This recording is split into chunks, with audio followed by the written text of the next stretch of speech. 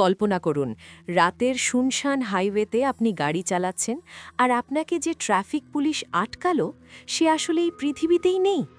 হ্যাঁ, আজ আপনাদের ক্যালিফোর্নিয়ার এক হাইওয়ের এমনই একটা হাড় হিম করা ঘটনা শোনাব। ঘটনাটি ক্যালিফোর্নিয়ার এক নির্জন হাইওয়ের। ডেভিড নামের এক ট্রাক ড্রাইভার রাতের অন্ধকারে ওভার স্পিডে ট্রাক চালিয়ে যাচ্ছিল। বিদেশের নিয়ম তো জানেনই, স্পিড লিমিট ক্রস করলেই পুলিশের সাইরেন বেজে ওঠে। ডেভিডের ক্ষেত্রেও তাই হলো। পেছন থেকে একটা পুলিশের গাড়ি ধাওয়া করে তাকে থামালো। ডেভিড গাড়ি থেকে নামতেই দেখল পুলিশের গাড়িটা বেশ অদ্ভুত, বহু পুরনো মডেলের একটা গাড়ি।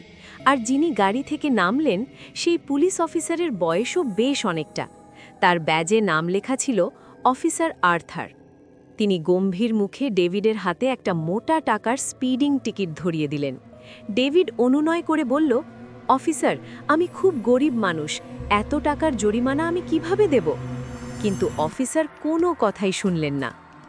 বাধ্য হয়ে পরের দিন ডেভিড সেই চালান নিয়ে সোজা কোর্টে গিয়ে হাজির হলো জাজ হ্যারিসনের কাছে। সে জাজকে রসিদটা দেখিয়ে বলল, ইয়র অনার, আমার অবস্থা খুব খারাপ, আমি এত টাকার জরিমানা দিতে পারবো না, দয়া করে কিছু একটা করুন। জাজ হ্যারিসন রসিদটা হাতে নিয়ে কিছুক্ষণ এক দৃষ্টি সেটার দিকে তাকিয়ে থাকলেন। এরপর হঠাৎ রেগে গিয়ে বললেন, তুমি কি কোর্টে দাঁড়িয়ে আমার সাথে ইয়ার্কি মারছ?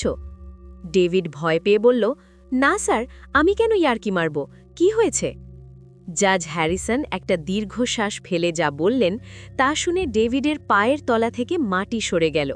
জাজ বললেন, তুমি যে রসিদটা আমাকে দেখাচ্ছ আর যে অফিসার আর্থারের কথা বলছো, তিনি ঠিক 40 বছর আগে ওই একই হাইওয়েতে ডিউটি করার সময় এক ভয়াবহ পথ দুর্ঘটনায় মারা গেছেন। ভাবুন একবার, এই জন্যই ওই পুলিশের গাড়িটা এত পুরনো মডেলের ছিল।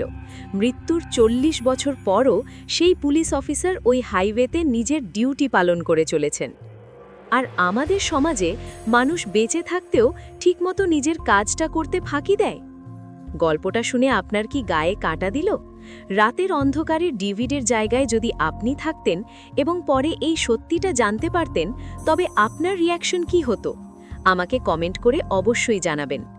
আর হ্যাঁ, এমন সব রোমাঞ্চকর, রহস্যময় এবং আনকমন গল্প আরও শুনতে চাইলে এখনই ভিডিওটিতে একটা লাইক দিন, বন্ধুদের সাথে শেয়ার করুন এবং চ্যানেলটি সাবস্ক্রাইব করে বেল আইকনটি প্রেস করতে একদম ভুলবেন না।